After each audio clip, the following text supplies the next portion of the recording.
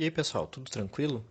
Essa semana nós vamos realizar dois experimentos com o intuito de observar o fenômeno de ressonância. O primeiro deles envolve ondas sonoras e o segundo um conjunto de pêndulos. Então vamos lá, vamos começar revisando alguns conceitos sobre ondas.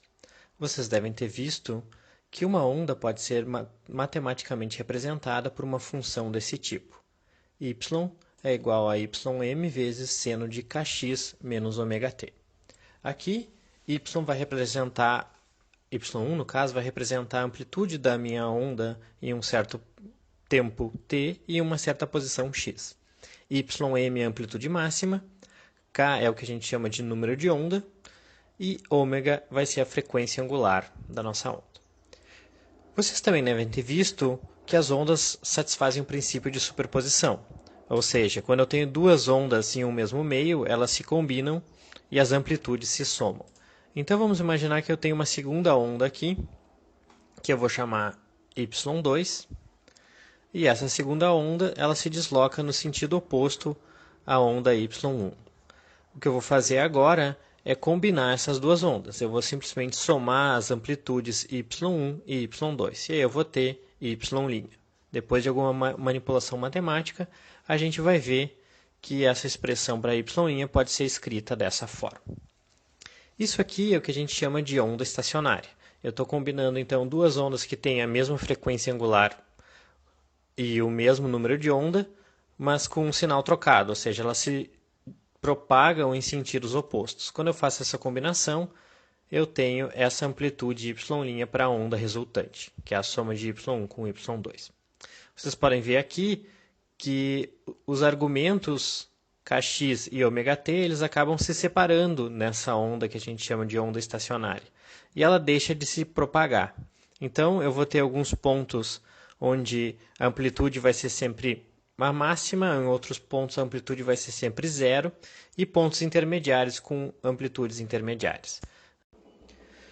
No nosso primeiro experimento dessa semana, nós vamos tentar estabelecer uma condição de onda estacionária para uma onda sonora. Para isso, nós vamos utilizar um tubo que possui uma das extremidades aberta e a outra extremidade fechada. Esse tubo vai ter um certo comprimento que eu vou chamar aqui de L. Quando a onda sonora entra no tubo pela extremidade aberta, ela vai viajar até a extremidade fechada e vai ser refletida. Nessa reflexão, a onda vai mudar o sentido de propagação, mas vai manter a mesma fase. Quando ela chegar novamente na extremidade aberta, vai haver uma outra reflexão. Aqui não é porque ela encontrou um obstáculo, é simplesmente porque existe uma diferença de impedância entre o meio que é dentro do tubo e o meio fora do tubo. Nessa nova reflexão que vai acontecer aqui, eu vou ter uma inversão da fase, ou seja, eu vou ter uma variação de fase de π, ou de 180 graus. Então o que vai acontecer nessa segunda reflexão vai ser mais ou menos isso que está aparecendo aqui na tela agora. Bom, essa nova onda refletida vai chegar de novo no fundo, lá onde eu tenho uma parede fechada, vai ser refletida novamente e assim sucessivamente, certo?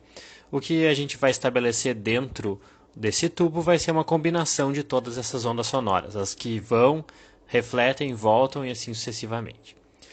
Em geral, a onda resultante, da sobreposição de todas essas ondas não vai ter nada de especial. Ela não vai ter nenhuma amplitude muito grande e não vai ser uma onda estacionária. Mas, para alguns casos específicos ou para relações específicas entre o comprimento de onda da onda que eu estou introduzindo no tubo e o comprimento do tubo, eu vou conseguir estabelecer uma condição de onda estacionária. Isso aí é o que a gente vai chamar aqui de condição de ressonância. Então, nesse exemplo que eu tenho aqui agora, a relação entre o comprimento do tubo e o comprimento de onda da minha onda é que o comprimento L é igual a 1/4 do comprimento de onda. E aí, nessa configuração, o que eu vou ter vai ser uma onda estacionária no interior do meu tubo. Então, na superfície aberta aqui, eu vou ter um nó, e na minha superfície fechada, eu vou ter um antinó. Isso considerando que a onda representa a pressão em um certo ponto. Então, eu vou ter um antinó de pressão na superfície fechada, ou na extremidade fechada, e um nó de pressão na extremidade aberta. Então, como é que vai funcionar o nosso experimento? Nós vamos precisar de um cano, ou um tubo, enfim, algo que vocês tenham em casa, um balde, que nós vamos encher de água, e uma fonte sonora, né? Eu vou passar para vocês o link de um vídeo no YouTube que é uma gravação de 10 horas de um ruído de 440 Hz, que foi o que eu usei para fazer essa gravação aqui. Então, nós vamos aproximar a fonte sonora do tubo, né, que vai estar essa fonte então vai estar emitindo uma onda sonora com uma frequência bem definida, nesse caso 440 Hz. E eu vou variar o comprimento do tubo enfiando ele dentro da água, certo? Então, a água vai servir como uma parede rígida para nós e a outra extremidade vai estar aberta. Conforme eu mergulho o cano na água, o comprimento do tubo acaba variando. Em uma determinada configuração, nós vamos estabelecer a ressonância. E vai ficar bem claro isso porque o volume do som vai aumentar consideravelmente. Vocês vão conseguir ouvir bem direitinho qual é a posição de ressonância. Então, o objetivo desse experimento é determinar qual é a velocidade de propagação de uma onda sonora. Para fazer isso, vocês precisam determinar, além da frequência, que vai ser conhecida, 440 Hz, qual é o comprimento de onda dessa onda sonora. E para determinar o comprimento de onda, vocês vão usar o fato de que o primeiro harmônico, né, essa ressonância que vocês vão observar aí no tubo, vai se dar quando o comprimento do tubo for igual a 1/4 do comprimento de onda. Então, daí vocês conseguem estabelecer o comprimento de onda, medindo esse comprimento entre a parede d'água e o topo do tubo com uma régua, e depois calculam a velocidade usando aquela expressão tradicional. A velocidade vai ser igual ao produto do comprimento de onda pela frequência da minha onda.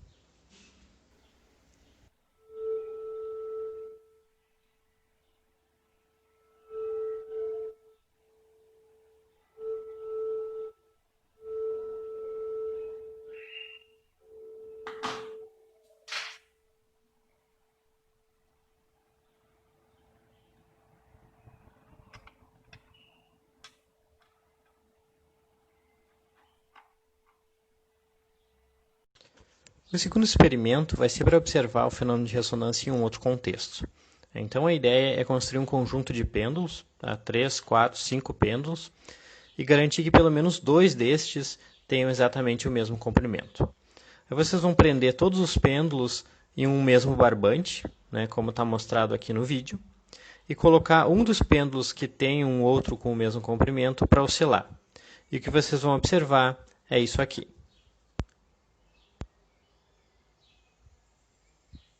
Então, a ideia é que vocês expliquem por que esse fenômeno acontece, né? O que está acontecendo aqui.